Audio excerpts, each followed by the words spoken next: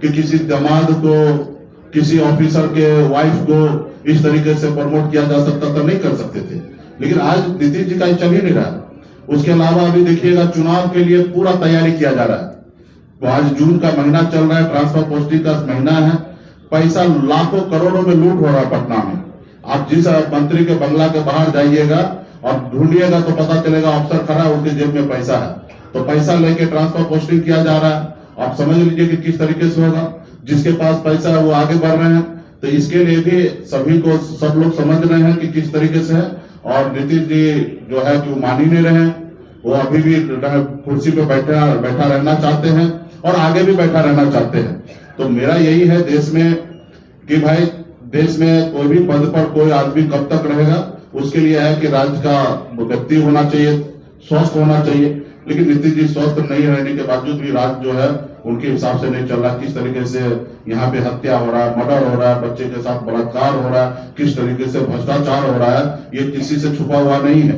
किस तरीके से सरकार का पैसा कोई पार्टी अपने प्रचार करने के लिए, अपने वाहवाही करने के लिए 1-2 रुपया नहीं, सैकड़ों करोड़ रुपया खर्च किया जा रहा है। इससे पहले भी यूपीए के सरकार के समय में आप देखते होंगे कि इस तरीके का घोषणा जो होता था वो दिल्ली से, वहां से बटन दबा के कर दिया जाता था। लेकिन आज क्या किया जा रहा है?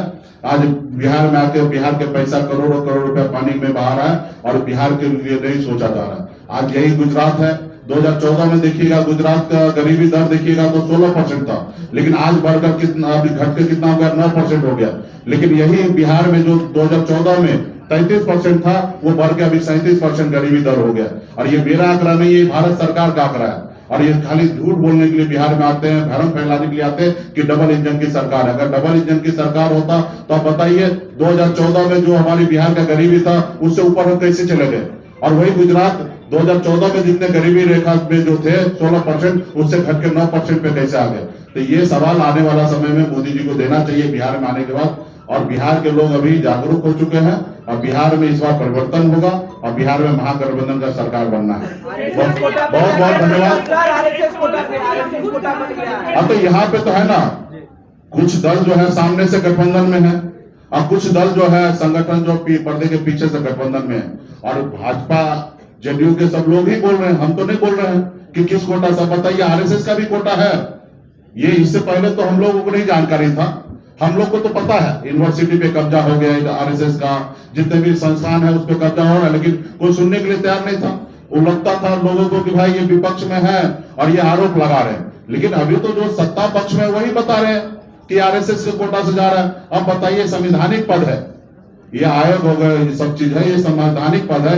यहाँ पे जो भी व्यक्ति हो वो न्यूट्रल होना चाहिए, किसी दल के बारे में नहीं सोचना चाहिए, वो अपने राज्य के प्रति, नागरिक के प्रति सोचना चाहिए। अगर वहां पे अगर आरएसएस के लोग अगर पहुंच रहा है तो निश्चित तौर पे वो आरएसएस के एजेंडा पे बात करेंगे, आरएसएस के बारे में बात करेंगे। तो आने वाला समय में हम लोग काम करने के लिए जाएंगे। आने वाला अभी भी आप देखिएगा बिहार में जिसके पास पैसा है, जिसके पास पहुंच है, जो अच्छे परिवार से आते हैं उनको अच्छी जगह पोस्टिंग हो रहा है। वही गरीब है, एससी है, ओबीसी है, अति पिछड़ा है, उनको ढकेल के किसी ब्लॉक में बैठा देता है, किसी गांव में उनको भेज दिया जाता है। लेकिन वही जिसके पास पैसा है, जिसकी पहुंच है, उनको पटना में पोस्टिंग करता है, उनको तनख्वाह के अलावा 16% अतिरिक्त पैसा उनको मिलता है। तो ये सारे चीज को भी आने वाले समय में परसों हम खुलासा करेंगे। और बिहार में अभी सही नहीं चल रहा है। इस सरकार को, बिहार के हर नागरिक को, हर व्यक्ति को जवाबदेही बनता है कि उसको बदले। और आप सभी मीडिया के साथी से भी आग्रह करता हूं, इसमें आप लोग भी हमारा सहयोग कीजिए। वो सब जानकारी देंगे, चुनाव लड़ेंगे और जहां से भी लड़ेंगे आपको जानकारी देंगे।